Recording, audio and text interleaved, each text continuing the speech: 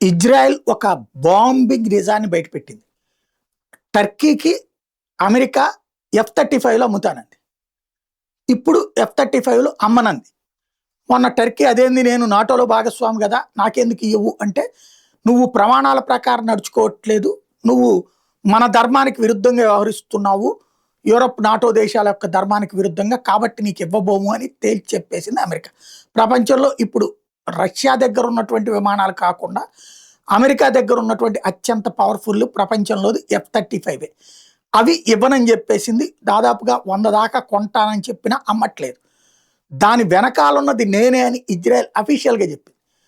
ఈ మధ్యకాలంలోనే టర్కీ ఏమని వార్నింగ్ ఇచ్చింది, ఇరాన్ మీద దాడులు చేస్తున్నటువంటి ఇజ్రాయెల్ మీదన తాము దాడులు చేస్తామని చెప్పింది. అప్పుడే నెతన్యాహు చెప్పాడు, మేము దలుచుకుంటే టర్కీని కొట్టడం ఎంతసేపు అని.